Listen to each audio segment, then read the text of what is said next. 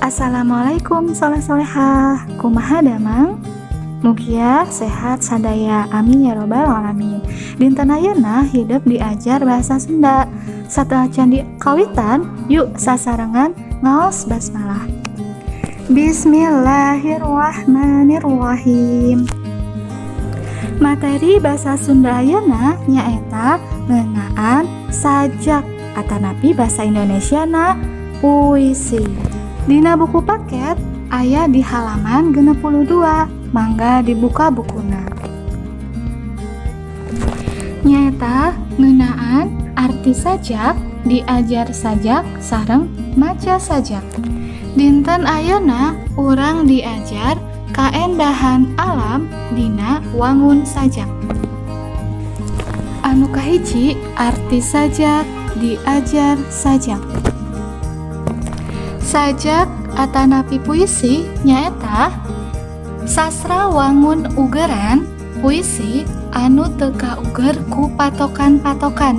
Bahasa Indonesiana sajak yaitu sastra yang berbentuk puisi yang tidak memiliki aturan yang tentu atau baku. Artina ngadamel sajak tiasa tanpa aturan, bebas. Salajengna urang diajar maca sajak. Di halaman 62 aya sajak judulna Kaendahan Alam. Yuk sasarengan urang maca. Kaendahan alam, kenging dapna jaitun, cahaya panon poe, nyaangan kana ati, hiliwirna angin mawatiis kana ati, tatangkalan tinggal rupai, nambah endahna alam, lemah cai negeri nucan ku polusi. Alam endah nu merenah, ulah nepi kapunah, ku urang kudu dipusti, supaya tetep asri lestari.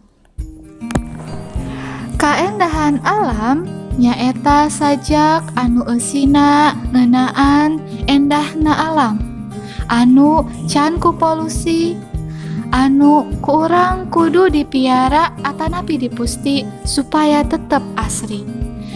Bahasa Indonesianya puisi keindahan alam isinya mengenai keindahan alam yang belum terkena polusi.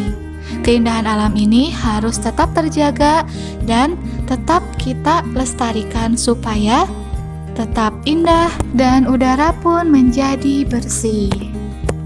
Emutnya kanggo maca sajak, macana kedah lalaunan, tekenging enggal-enggal, terus aya nadana naik sareng turun, sareng diregepkeun dina ati.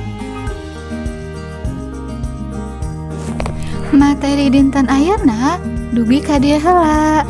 Hatur nuhun soleh-soleha, mugia sadayana ngartos tentang sajak. Assalamualaikum warahmatullahi wabarakatuh.